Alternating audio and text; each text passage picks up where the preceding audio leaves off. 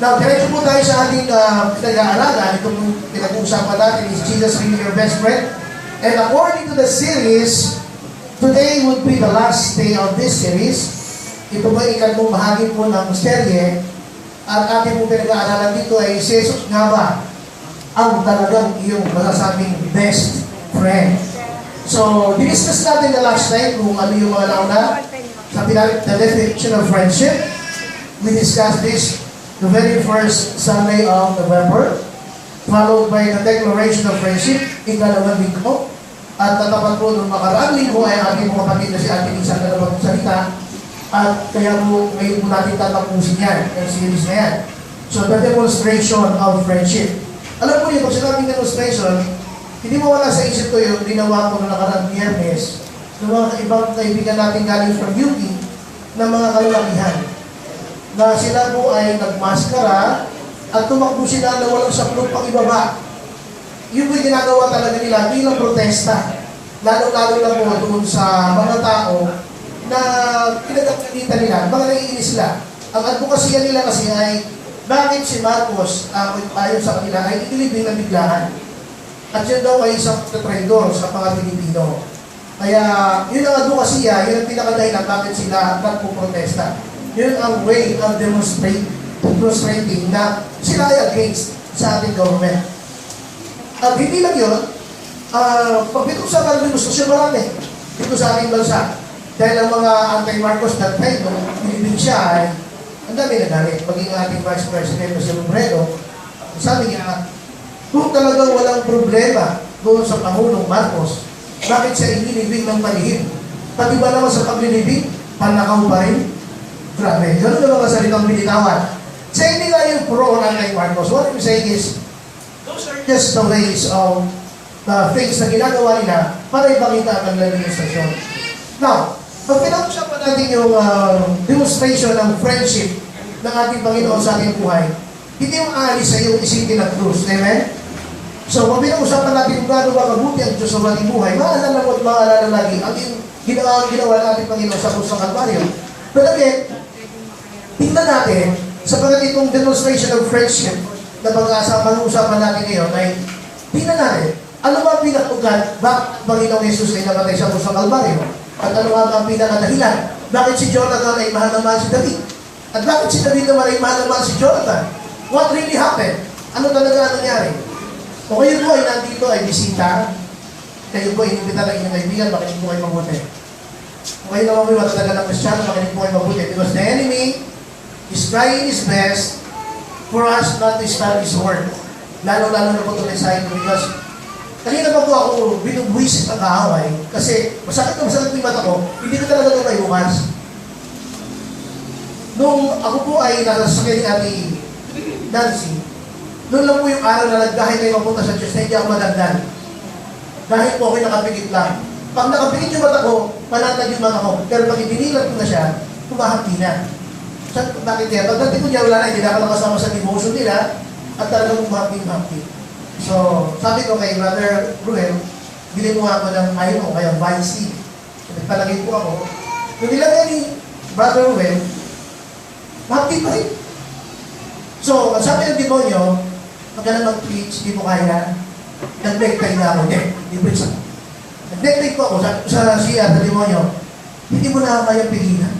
Napakatagal mo na akong parang dinadaya tama na. This time, mananalo si Lord. Okay? Praise God. Alam mo, hindi mo mabuti, kung meron na sa'yo, pinagagawa nito ang ating Panginoon sa atin. So, shall we pray? Bago mo tayo tuloy-tuloy. Lord, we thank you for this morning. We come against any works of the enemy right now. I pray for the covering of the Holy Blood sa buong congregation ko, Panginoon, na Security Christ International Revival Ministries.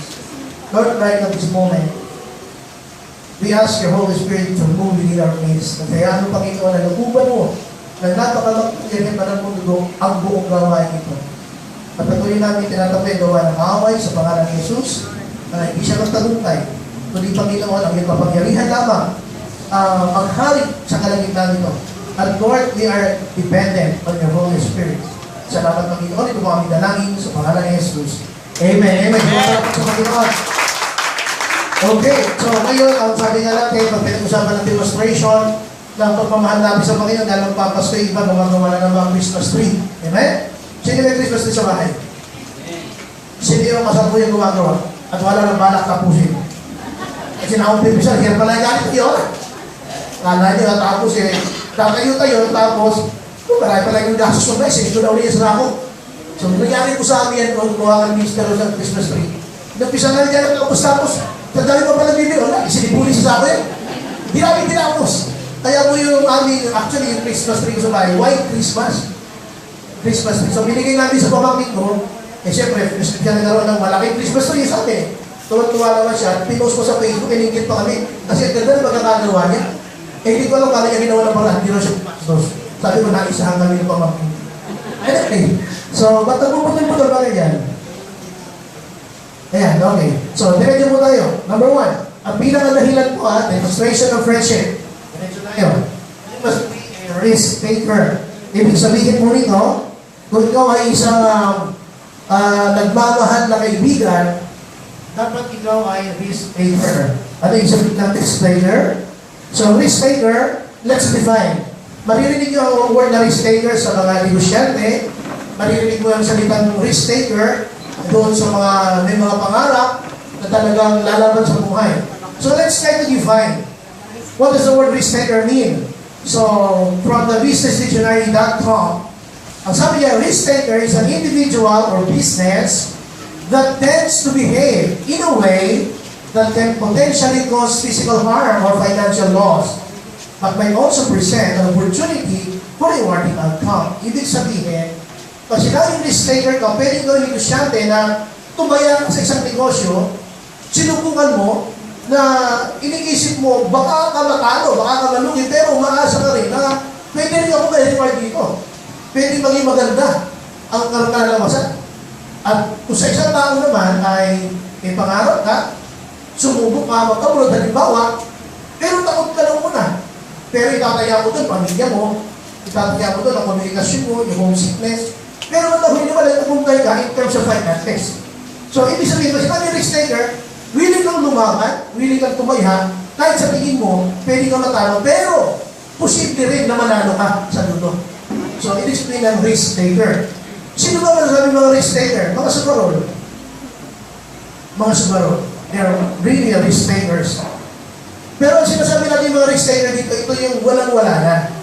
Sabi, wala na ito eh. Kung bili ko na ito sa kilong bigas, ang gagawin niya ay tatayarap niya. Yun ang risk taker, which sometimes is foolishness. Dahil, pabili na ng bigas yun, hindi pa niya gagawin. Ang gagawin niya ron ay, nagamitin niya pa sa pagsugal. Now, dito, ang isang friend, na sinasabi na best friend, is willing to risk his life for his friend. Paano ginawa yan? Tingnan natin. Paano yung ginawa ni David? Si David, alam po natin, kung susundan natin ang kwento, bago tayo pumasok sa chapter 20, hindi ba siya ay na-escape? Hello? Di ba siya ay umiskap muna? Nung umiskap po siya, dahil sa pangatlong sipat sa kanya, bagamat hindi siya inabot, siya ay nagpunta sa Nayoth. Nalala niyo yun? Nagpunta siya sa Nayoth, sa Rama. Ngayon, nung nandun siya, pinasundan siya ng mga tauhan ni Samuel. At pagkatapos, yung mga taong yun, na nagpunta sa kanta niya, ay nag-prophesy din, at iba sa kanya, sumama pa. Sabi ko nga ay Bible study, mga na-convert. Kung iisipin niyo mabuti, David was already saved at that time. Ligtas na siya, wala nangyari sa tama? Ang kasama niya si Propeta Samuel. Pero, nagbalik siya kay Jonathan. Nung nakita niya si Haring Saul ay sumunod sa kanya sa Rama tayo, bumalik pa siya. Who is this kind of person na sabi natin in the right mind na nasa matinuan ba kaisipan nito na 3 beses ka nalalagay sa panganib, ngayon ibabalik ka ba? Hindi ka na dapat bumalik. Sapagat 3 beses ka nang sinibat yan. At sabi nito ng Bible, verse 1, Then David fled from Naioth and Ramah and went to Jonathan. Bumalik pa. Okay na siya, safe na siya, di ba? Hello, natatandaan nyo? Tumakbo na siya eh. Ngayon bumalik pa. Why? Ganun kahalaga sa kanya ang friendship. Alam niyo yung tunay na kaibigan? Kahit maganda na ang buhay niya, lilingon at bilingon niya sa kanyang pinanggalingan. Amen? which happened here. Binalikan niya si Jonathan. Pero this time with a purpose. Sabihin mo nga sa akin, ano ba dahil ang gusto mo mamatay na yung ama? What have I done? What is my crime? How have I wronged your father that he is trying to kill me? So, yun ang tanong niya. Pero look at the risk. It might cost his life. Pwede ba hulugan yun ang kanyang buhay? Safe ka na? Bumalik ka ba? Kaya sabi ko, sino matinong taong gano'n? 3 beses ka na eh. Kasi nga, halimbawa, 3 beses ka na binamariligtas ka. Babalik ako ni doon? Hindi ka na babalik. Pero siya bumalik. That was the David's risk. Now, ano naman ang risk para kay Jonathan? Let's see, what did Jonathan do? So, nung sila'y nag-uusap na, kinausap niya ang kanyang ama nung sila'y nasa pagkainan. So, sabi dito, as long as the son of Jesse lives on this earth, sabi niya, neither you nor your kingdom will be established. Now send someone to bring him to me, for he must die. Yun, nasa harapan sila ng pagkain, hinahanap na ni Haring Saul. Nasa si David. Verse 32, why you should be put to death? Nagtanong dito habang nagwawala ang kanyang ama. Nagtanong si Jonathan habang nagwawala ang kanyang ama na hindi niya pwedeng gawin sapagkat yun ay hari. Pero sabi nito ng Bible, nagtanong siya kahit nagwawala ang kanyang ama. Tuloy ang nangyari dyan, siya ang sinima. Ano na yan? So, you can see the risk. David risked his life by going back dito sa lugar ni Jonathan and Hinso. Si Jonathan naman, he risked his life by asking his father, Hinso, ano ba ang dahilan? Bakit mo siya gusto ipamatay? Sabi dito ng Bible, but Saul hurled his spear at him to kill him. Sinibat siya ulit. Then Jonathan knew that his father intended to kill David. Kung mapapansin ninyo, ang tunay na kaibigan na handang magbigay ng buhay niya para sa iyo. Amen? Walang taong makagagawa niya. Wala. Pupunta at pupunta ka sa krus kapag pinag-usapan natin ang tunay na kaibigan.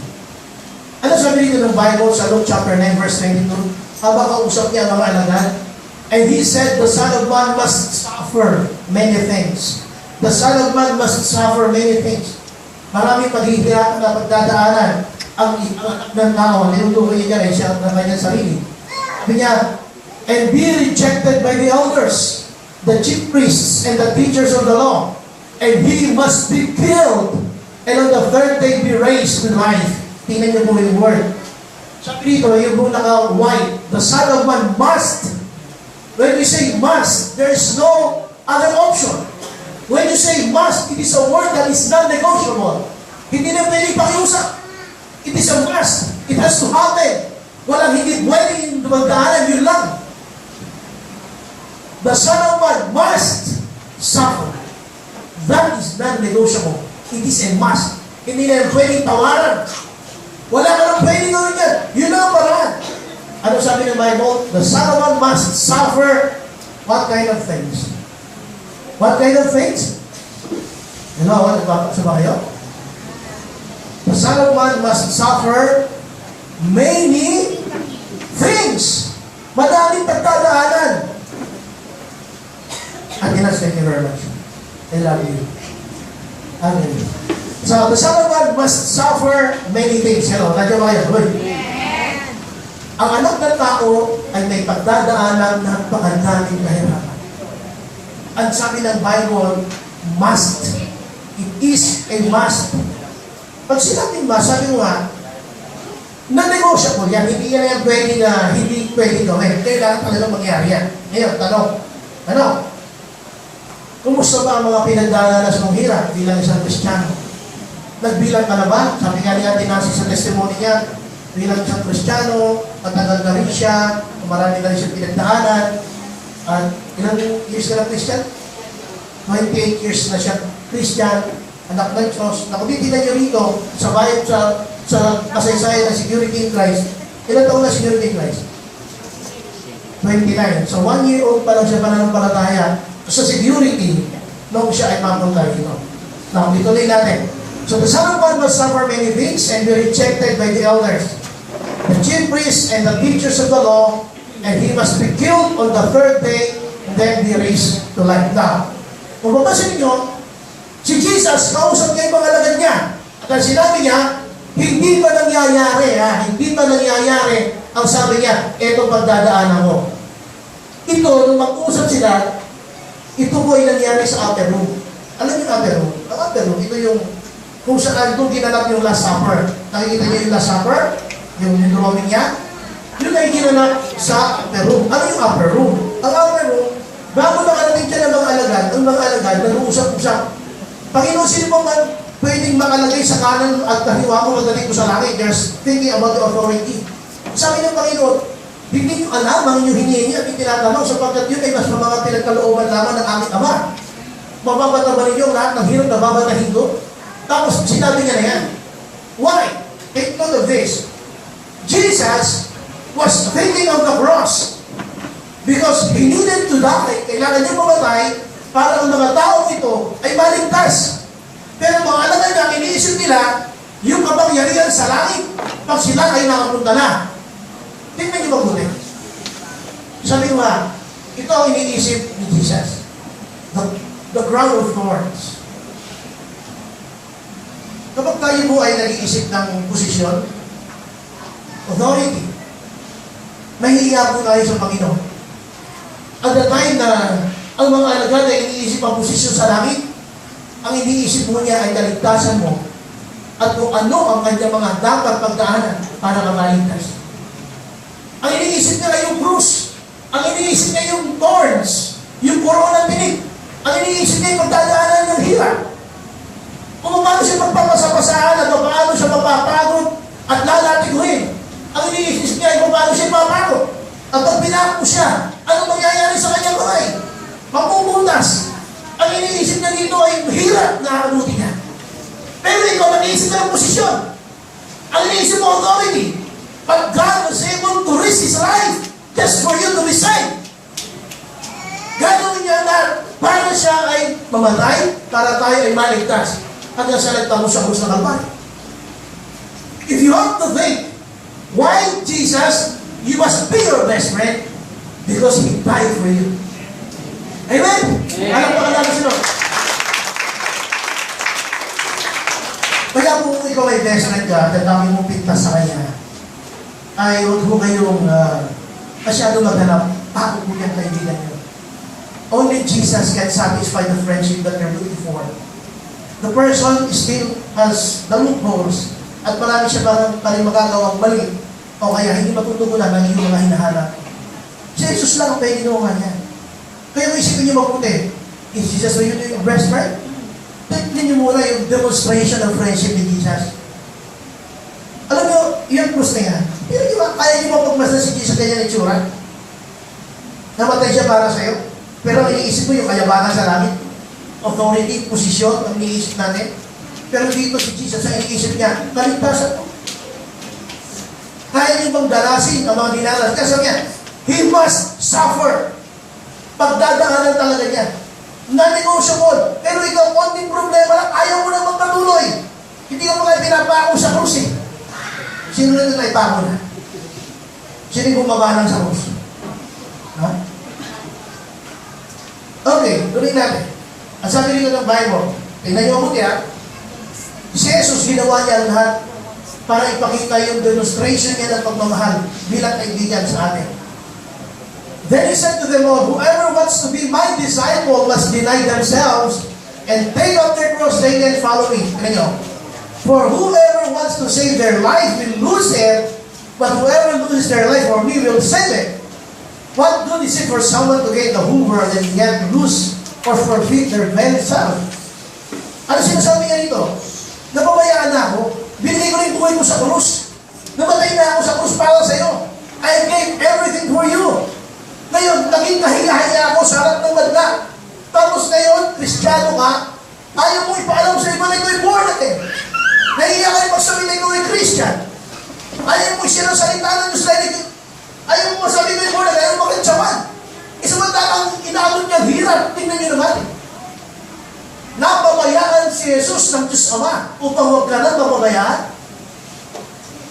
At kung babalikan mo ito, alam sabi niya, sige, Kung sa tingin mo hindi pa sapat ang ginawa ko sa krus, subukan mong i-deny ako sa maraming tao. Darating ang araw, i-deny kita sa harapan ng aking Ama. Dahil ang sabi niya, whoever wants to be my disciple must. Wala nang issue yan.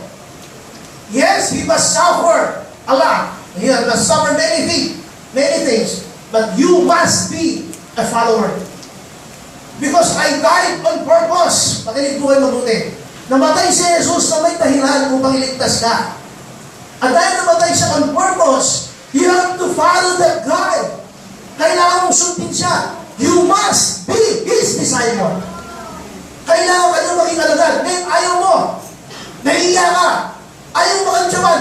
Sobrang hirap na dinanas siya. Kung ikukumpara natin sa dinadanas natin siya ngayon. Sige. Okay. Ayaw mo talaga. Sige na namin kung makakalusot ka rito. Ito yung verse na sabi ko, walang lusot. Yan ang verse na walang lusot. Nasa Luke chapter 9, verse 26. Wala ka pong lusot dyan. Maniwala kayo.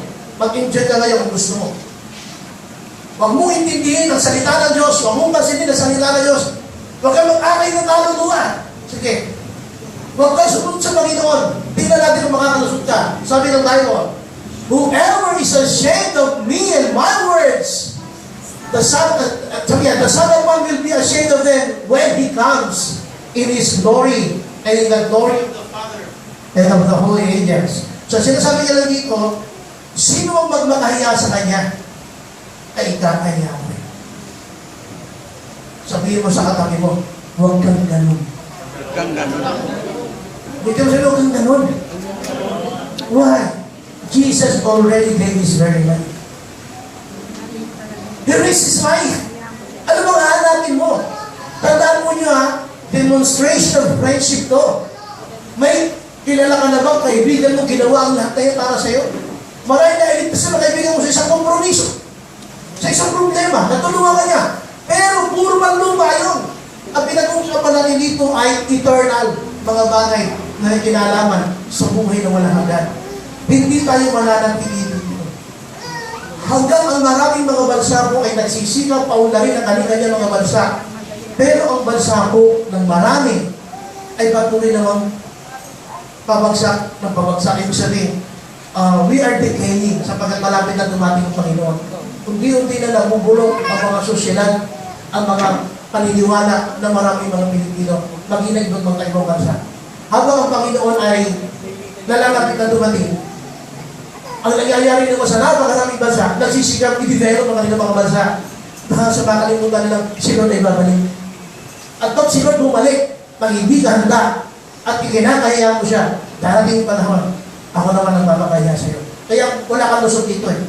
Lalo na kung yung araw, nandito ka nakikinig ka, narinig mo yung sinasabi ko, pananagutan mo yan sa harapan ng Diyos. Narinig mo sa salita ng Diyos, hindi pwede na mga natuwiran ka, it is a must. You must be a disciple. Jesus died on purpose. Jesus died for you because He wants you to be His disciple. Gusto kayo maging kasunod, ayaw mo, naiiyak ka, antayin mo katwiran. Lahat ng katwiran nasa iyo. Hindi ka na nakukusa ng katwiran. Sabi ng Panginoon, darating ako naman. Maybe today it's your turn. Pagdating yung dakilang araw na yun, God will say, it's my turn. Lagot na. Now, tuloy natin. Number 2, you must be a partaker. Hindi natin ito pwedeng alisin ang ginawa ni Cristo sa krus pag pinag-usapan natin ang friendship.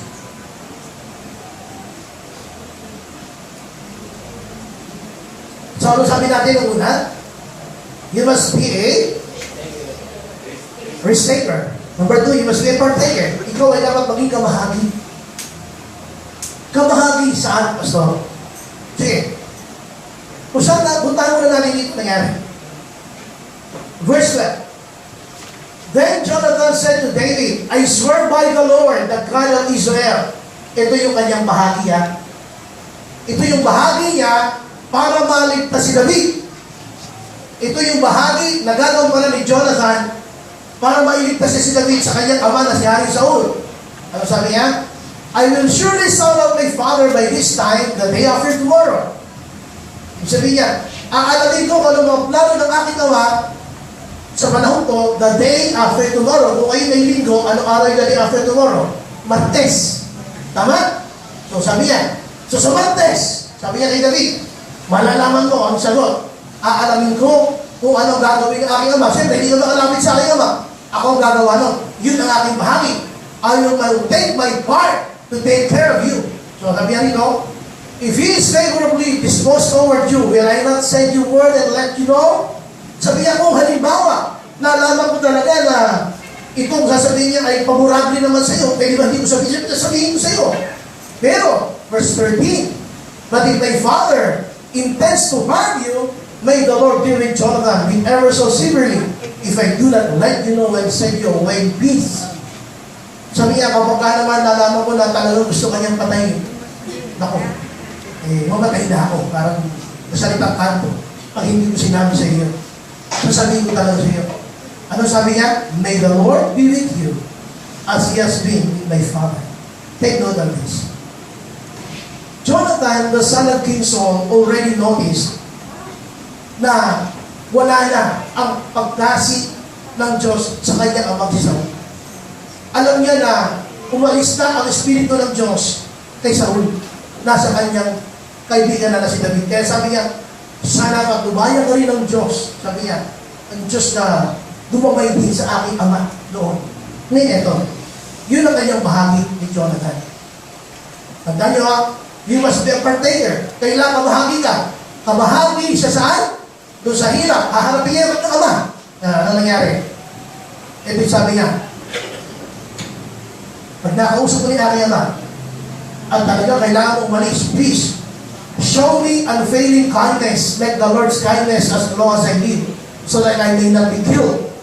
And do not ever cut off your kindness from my family, that even when the Lord has cut off every one of David's enemies from the face of the earth. Ano sinasabi niya? David, kung sakaling dumating yung panahon na kailangan ka lang umalis, samahan ka ni Yahweh. Pero please lang, huwag mo babayaan ang aking angkan. Kasi niyo ha, dalawa ang kanyang ginagawa. Gagawin niya yung kanyang bahagi sa pakikipag-usap sa kanyang ama, pero he is expecting a reward. Bandang muli, pag nalaman ko, napapatayin ka talaga, sige, you go in peace. Palalakarin ka na may kapayapaan, at please lang, huwag mo kalilimutan ang aking pamilya. Yun ang bahagi niya. Ngayon, hindi na natin, anong ginawa dito? Sa 1 Peter 5:1, masahin nyo, diyan lumabas ang word of partaker. Therefore, I exhort the elders among you, as your fellow elder and witness of the sufferings of Christ, and a partaker also of the glory that is to be revealed. Ibig sabihin, pagdating ng kaluwalhatian ng Panginoon, tayo mga Kristiyano ay makikinabang nun. Hello? Gusto niyo ba makinabang sa pakinabang na galing sa langit? Gusto natin ng pakinabang na galing sa langit. Pero, nakahanda ka bang makinabang o makibahagi sa mga dapat mong pagdaanan dito sa lupa? You must also be a partaker here on earth. Ano ba yung mga hirap na pagdadaanan dito? Kailangan mong humayo, i-share mo mabuting balita. What you know about Jesus must be shared to other people. Ang alam mo tungkol kay Kristo na kaligtasan, kailangan i-share sa ibang tao. Hindi ka man nila intindihin, hindi ka man nila mansinin, hindi naman ikaw nila nila si Lord. Bakit ka nagdaramdam? You have to be my disciple, sabi niya. Ang trabaho mo, i-share mo. Yung pagtanggap nila sa Panginoon, trabaho ng banal na Espiritu yun. Ang trabaho natin ay bahagi ang mabuting balita. Ngayon, pagdating ng panahon na yan, sabi niya, pag nahayag ng kaluwalhatian ng Diyos, magiging kabahagi tayo. Ang hirap nito, sa verse na ito, gusto natin yan, maging kabahagi tayo sa pagbabala. Pero sa hirap, ayaw natin maging kabahagi. Amen? Nalala ko yung panahon ng nanay ko nung ang nanay ko namatay po sa edad 82. Inabot niya po yung World War II. Nagtatanong ako sa kanya noong panahon ng ikalawang imam kategbi. Sabi ko, Nay, ano ba mga natatandaan mo? Noong panahon ng hapon, panahon ng giyera. Sabi ng nanay ko, alam mo na, hindi ko makalimutan kami ng lelang mo. Yung nanay niya. Lelang. Alam niyo lelang? Alam mo ba, sabi niya, hindi namin alam na may mga hapon pala. Bayo kami ng bayo. Nagbabayo sila ng palay. Nung maging bigas na, kinuha sa akin. Kinuha namin, nakala namin, yung kukuhanin natin iuwi sa kanila, sa kampo nila. Ipinasain sa amin. Nung masain na, tsaka iniuwi. Pakain niyo sa balab ng buhay niya. Sila at nagbayo at nagsain, iba ang kumain. Hindi na niya, ganito gusto natin, kumain lang, ayaw niyo magbayo.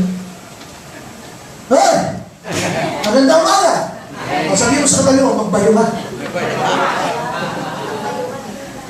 Gusto niyo lagi ka dyan, ayaw niyo namang mag-share ng salita na ito. Ano ba, puro lang masisterlisa dito?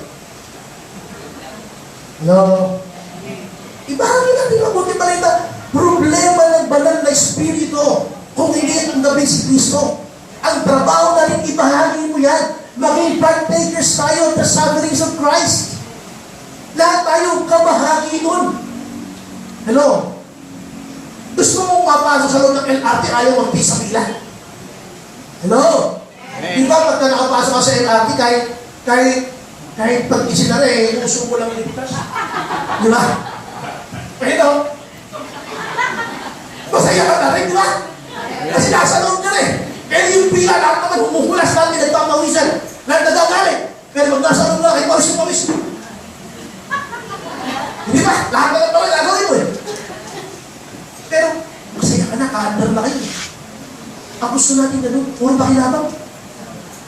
Sabi mo sa katabi, puro pakinabang. Puro pakinabang. Paggamit natin ang buhay natin. Sabi mo, walang lusot ko eh. You must be a disciple eh. Jesus died on purpose for you to be a disciple. Pero anong ginagawa? Namatay siya, puro kakapwiran. Hindi pwede, walang oras. You want those excellent reasonings.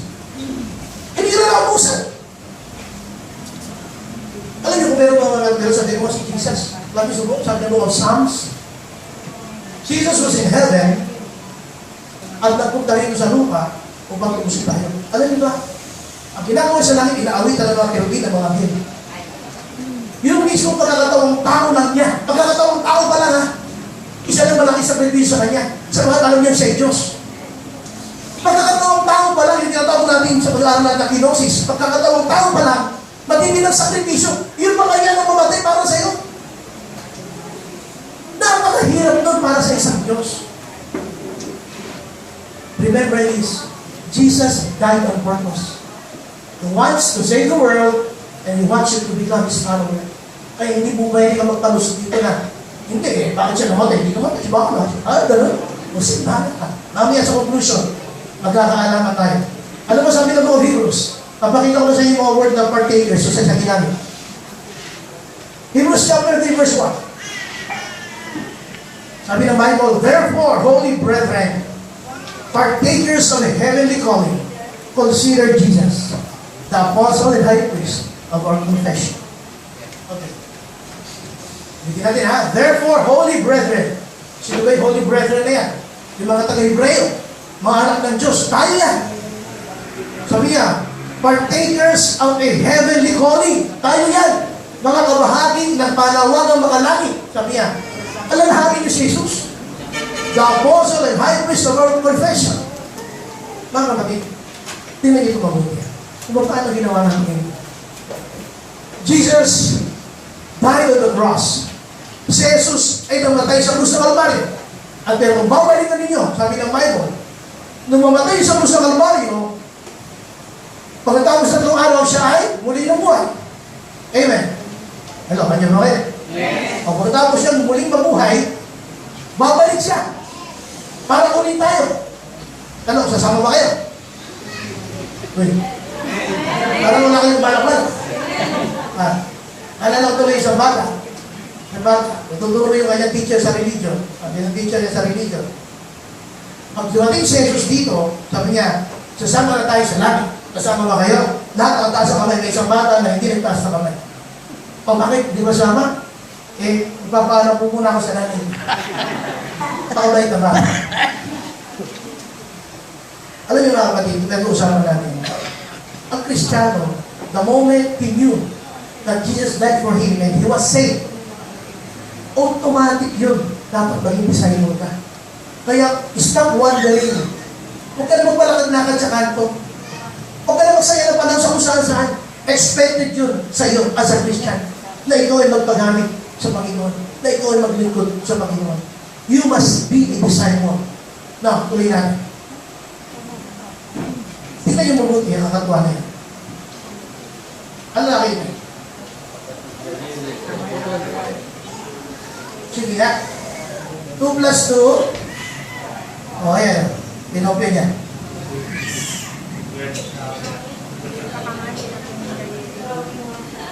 Ano? Nakita niya na. Gets nyo? Gets nyo? 2 plus 2. O, ayan. O, di ba? Kopya. Tingnan nyo? Bagal. Slow kayo, slow. Ulit. Napaka-slow naman. O, di ba? 2 plus 2. O, hindi niya alam lagay yung 4. Tinaw yung kamay. Tanong ha. Madali bang intindihin? Nung bang una nyo makita yan naintindihan nyo agad? No. Ulit ha. Di ba, ina-analyze nyo muna bago nyo naintindihan? Pinag-aralan nyo muna mabuti bago nyo naintindihan? Noong unang tingin nyo, naintindihan nyo agad? Okay. Ganon din tayo, hindi tayo maintindihan nyo. Kinasabi mong Christian, ayaw mo na sumunod. Maganda ka lang tingnan. Maganda lang tayong tingnan. Kasi nasa simbahan. Pero ay natin sumunod. Hello? Kaya, yung number 4 natin, ganyan ang itsura ng 4 natin pag tinignan nyo. Hindi tayo maintindihan nyo. Sinasabi mo you're a Christian, you are partaker of the suffering of Christ, pero hindi ginagawa. Hindi natin ginagawa. Hindi tayo maintindihan. Hindi malinaw. Kailangan pa i-analyze. Ang isang Christian, na isang tingin pa lang, Kristiyano yan. Hindi na kailangan i-analyze pa. Kailangan malalang, paano magsalita, alam Kristiyano. Ano mo lang yung Kristiyano? Paano mo yun siya Kristiyano? Alam na agad. Hindi na kailangan i-analyze. Pag ikaw i-analyze pa, may problema ka. Obvious na, pag Kristiyano ka. Mapapansin nyo. Hindi mo na kailangan sa shade o ng sash at sa placard, I'm born again. Just by your life, people will know that you're a Christian. Willing ka to do things na ayaw gawin ibang tao as unto the Lord. Dito siya. Oh. Ganyan ang tingin ni Jesus eh. Bulagin kaya talaga ito anak ko. Christian ba talaga? Ganyan. Tingnan yung reaction sa atin, Lord. Namatay siya para sa'yo, pero ganyan ang tingin sa'yo. Alam mo yung 2 plus 2 alam mo yung Bible. Alam mo rin yung sagot, pero ayaw mong gawin. Hindi mo ba ilagay yung number 4? Kinokopya mo ba? Mali pa. Hindi na nyo ako.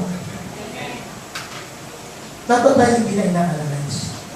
The moment we became a Christian, it will show your life. Even from your life, people will know that you are indeed a disciple. Amen? Kalapangan natin ang Panginoon. So, pagbalikan natin ang pinag-aaral. Sabi natin kanina, doon sa demonstration of friendship, number 1, you must be a risk-taker. Number 2, you must be a partaker. Punta natin yung pangatlo. Oh, hindi ibig sabihin, kailangan maging katulad ka ni Kuya Ruel. Ha? You must be a caretaker. Ano yung caretaker? E papakita ko sa inyo litrato, hindi na ako kung maiisip ka kung sino to. Subukan nyo na. Sino to?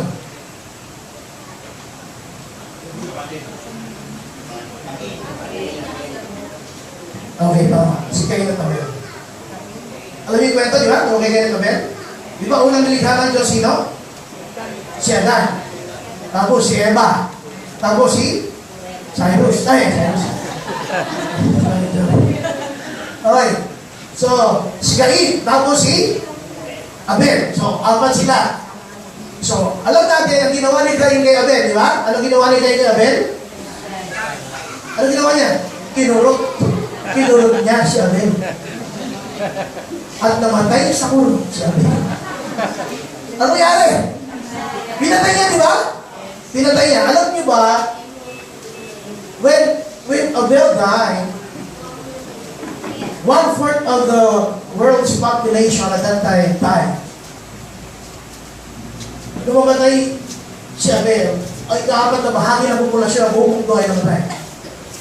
Bakit? Kaapat lang sila. Slow? Bagal. Ulit ha? Diba? Nung mamatay si Abel, yung ikaw-apat na bahagi ng populasyon ng mundo, namatay din. Bakit? Kasi apat lang sila. Naiindigan ako? Sabi mo sa kapatid, huwag kang slow. Ito, alerto tayo mo. Hindi. Ayan, so, balikan natin si Kailan kami. Dito, hindi mo man ako Christian, sabi ako kay Istros, ito may ko sa kanya. Nung hindi pa ako Christian, napapanood ko yung kwento ng The Bible. Diba? Napapanood yung kwento ng The Bible. Ano ba nun? Betamax pa yun. Diba? Ano nila ko yung Alvin, dati Nancy. Betamax pa yun eh. Tapos ang VHS, VCD, DVD, micro SD, ayan, magandang yung SD card.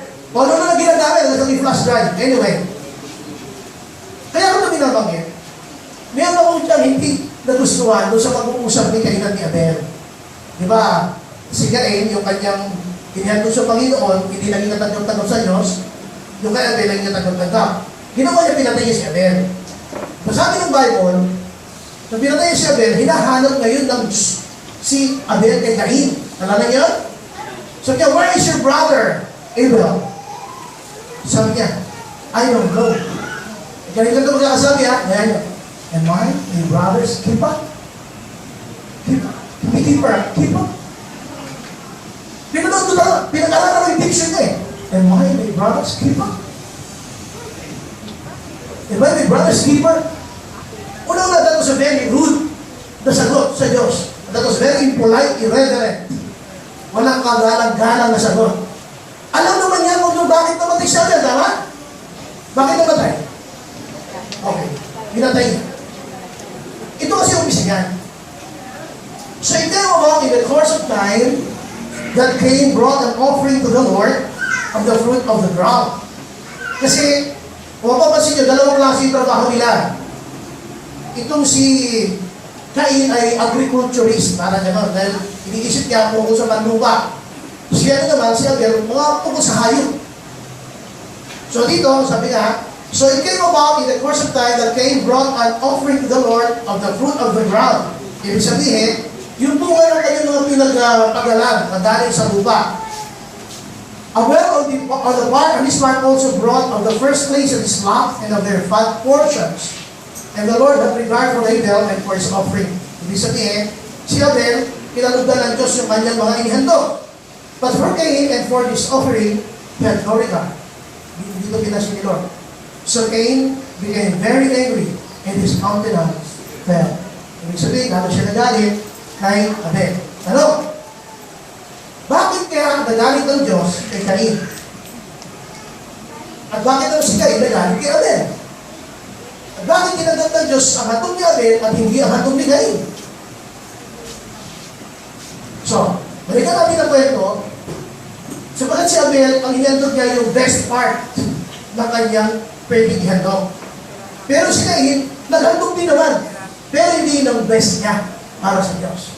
Amen? Madaling salita, ang Diyos naghahanap lagi ng best. Amen? How's your best? Kumusta ang best pagdating sa paglilingkod sa Panginoon? Is your service to God your best now? Ang paglilingkod mo ba sa Diyos, masasabihin mo ng best po na ito? God is looking for your best. Now, tuloy. Sabi dito, nagkaroon siya ng kimkim na galit kay Abel. Cain told Abel's brother, and it came about when they were in the field, that Cain rose up against Abel and his brother and killed him. So nag-aklas siya sa kanyang sariling kapatid, sa gubat o sa bukid, at pinatay niya. Then the Lord said to Cain, where is Abel, your brother? I do not know. I do not know. Am I a brother's keeper?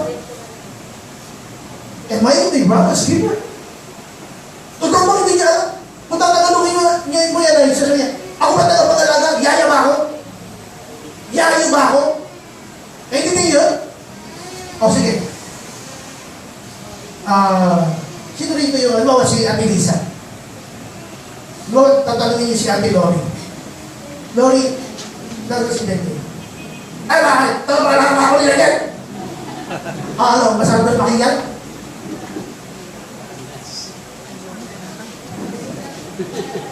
Hindi mo mag-ubis ka. Napakabastos ni Cain. Kaya yung, I do not know. Wala, hindi ka alam. Sinungaling. Tapos sabi niya, am I my brother's keeper? Nakapakalaga ba ako yan? Di ba ang biruan sa ating mga tatlo ang Tagalog? Sasabihin ng tatay mo, Tay, uwi ka na. Hindi pa kami kumakain. Sasabihin tatay mo, bibiruin ka. Bakit nasakit yung kaldero? Ay, di ba minsan bibiro ang gano'n? Kumain na kayo, wala kang sakit kaldero ah. Dito po ang sinasabi niya, am I my brother's keeper? Bakit mo tinatawag? Dito po ay nagalit ang Diyos. Yan po ay Genesis chapter 4. Pag-aralan niyo sa bahay, tingnan niyo kung paano nagalit ang Diyos sa kanya. Alam niyo na yung parusa dyan? Hindi nga siya mamamatay, pero naging lagalag si Cain. Marami ang nagtatangka sa buhay niya na patayin siya, pero hindi siya namamatay. Pero naghihinap siya, at naging lagalag siya. Tandaan niyo ito, mga kapatid. Alam mo ninyo, kaya po, ang salita na Diyos pinangangalan natin, because we care for Him. Bakit po tayo yung disciple, mga kapatid natin? Because we care for Him. Ngayon, ayaw mo magpa-disciple. Ano ba kayo salita ng Diyos? Ayaw mo din sa mga training. Ayaw mo pakalalim sa Panginoon. Maniwala ka, magiging lagalag ka. Hindi ka mananatili sa isang church, magiging lagalag ka. Papunta ka kung saan-saan. Alam niyo ba ang pagiging lagalag ay isang sumpa? Sumpa niya, curse. Curse na binitawan ng Diyos. Kaya yung pagiging lagalag, buti na lang. Marami tayong nakilala ng mga dating kung saan sa napunta, kinuha ng Diyos. Sa biyaya niya ay naborn again sila. At isinama sa kama ng Panginoon. Ito yung mga dating mga kupa na nasa malayo na ibinalik ng Diyos sa kanyang sariling kupa. Ngayon, bakit ito binabanggit? We care for you. Kaya po tayo may Bible study sa Malamon, sa kung saan-saan, we care for all of you. Mahal po namin ngayon. Now, tuloy natin. Balikan natin ito. Galit na galit dito, si Haring Saul. Galit na galit si Haring Saul kay Jonathan. Tingnan niyo kung anong ginawa. The next day, yung sumunod na araw, wala pa rin si David doon sa hapag ni Haring Saul. But the next day, the second day of the month, David's place was empty again. Wala pa rin. So, hinahanap siya ngayon. Bakit siya hinahanap? Sapagat may masalangang bala. We care for them. Kasi alam mo mapapahamak. Alam niya mapapahamak si David. Kaya sabi niya, ikaw muna David, ako muna. At dito nalaman niya. Ano sabi nito? Jonathan answered, kung nagagalit yung kanya nagwawalang ama. Sabi niya, David earnestly asked me for permission to go to Bethlehem. Ilang dahilan kaya siya wala. Nagpaalam siya sa akin, meron itong bagong pista sa kanilang lugar. Verse 30, Saul's anger flared up at Jonathan, and he said to him, You son of a perverse and rebellious woman! Don't I know that you have sided with the son of Jesse to your own shame and to the shame of the mothers who bore you? Sabi niya, alam mong panik ka sa kanya, alam mong kampi ka sa kanya. Alam mo yung ginagawa mo yan ay kahihiyan sa iyo at sa iyong ina na nagsilan sa iyo. Kahihiyan mo yan. Bakit kung bumabalik sa aking laway? Nakatira siya rito. Sabi na verse 32, Why should he be put to death? Sabi ni Jonathan, kasi ninitipid siya, iniinapan niya si David eh. Why should he be put to death? What has he done? But Saul hurled his spear at him. Kinakawalan na siya pa to kill him. Then Jonathan knew that his father intended to kill David. So dito, naingatan si David. Amen? Mga kapatid, ganun din po tayo. Ayaw natin papahamak ang maraming mga tao na iniligtas ng Panginoon. Ang ginagawa natin, binabahagi natin mabuting balita, tanggapin niyo si Kristo. Papahamak sila. Ganun din tayo. Ayaw tayo papahamak ng Panginoon, kaya lagi tayo kinukulit tayo sa araw-araw ng ating buhay. Eh, nung mali tayo ginagawa, ikukulit tayo ng Diyos. Gusto mo Those are part of God's correction. Kaya ang sabi dito, siba, ni Hari Saul, ang kaya sarili anak. Na sobrang galing. Yang sibat na yan, dapat yan ay David. Naintindihan niyo ba? Natinay niyo mabuti. Let's conclude the lesson. Ang sabi natin, if Jesus really your best friend, you have to understand the demonstration of friendship. Paano dinemonstrate ng friendship? Una-una, you must be a risk-taker. Number 2, you must be a partaker. Kung hagin ka, lamang ng kaginhawahang darating, kundi pati ng hirap. At pangatlo, you must be a caretaker. You take care of somebody else's life. Ayaw mong mamahamak ng aking mahal sa buhay. Itong tatay ko, itong nanay ko, kaya sineshare ko.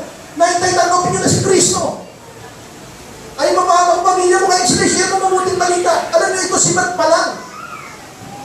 Kaya pagdating ng panahon, ay kinahiya mo si Kristo, hindi kayo na-impyerno. Walang paliwanag tungkol sa paghihirap na meron ng impyerno.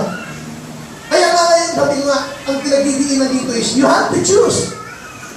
Ang gusto na anak ano ba talaga? Disciple ka ba o hindi? Tagasunod ka ba o hindi? You choose. Mamili ka. Ano bang sumunta? Eternal damnation o eternal life? Parehong eternal yan. Parehong walang hanggan yan. Isa walang hanggang buhay. Yung isa lang walang hanggang kaparusahan. You choose. Kaya natin itinitigpit yan. Kasi mahal natin sila. Kaya pinipilit natin humayo at ibali mabuting balita. Mahal natin sila. We care for them. Jesus died for them. You have to choose. Ano gusto mo?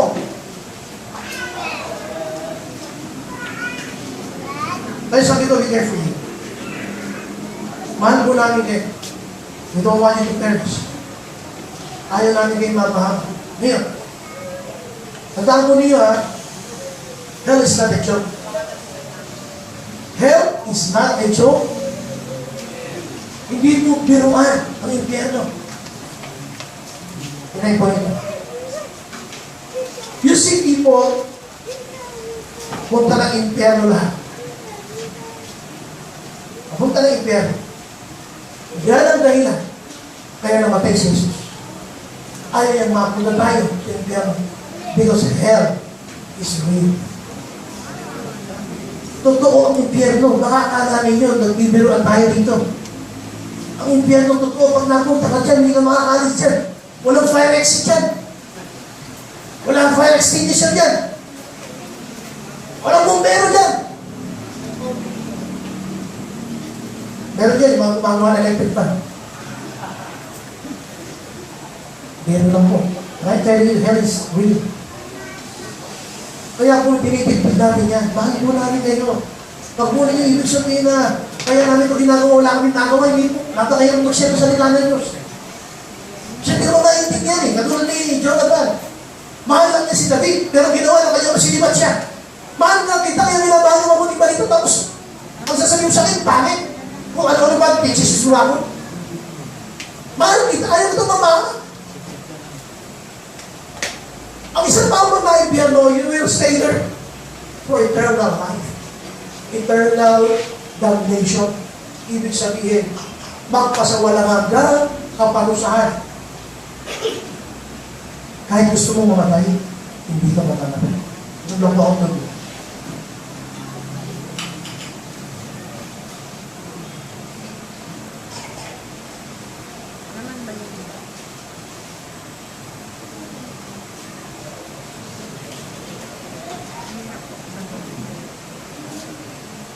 Sabihin mo sa tabi mo, ready ka naman din yan? Alam mo niyo, huwag mo paghandaan yan. May paghandaan pa tayo, dapat papunta lang. Amen?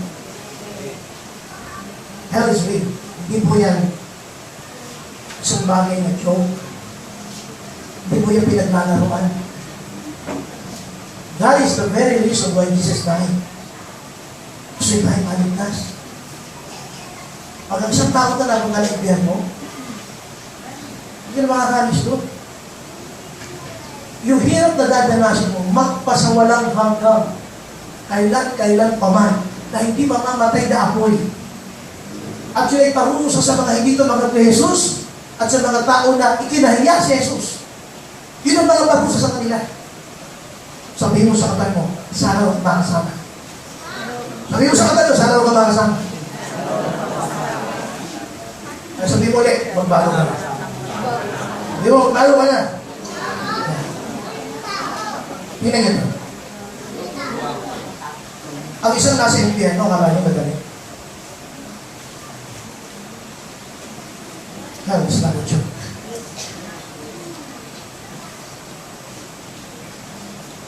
That's why we care for people. Hindi na tayo maintindihan ng iba. Hindi na tayo maintindihan. Akala nila ang impyerno ay isang kwentuhang pwede pag-usapan na pwedeng hindi tanggapin si Kristo, pwedeng tanggapin. Walang option yun eh. Walang ibang option sa buhay na ito para makaligtas ka dyan, si Jesus lang. Walang ibang paraan para makaalis ka dyan, si Jesus lang.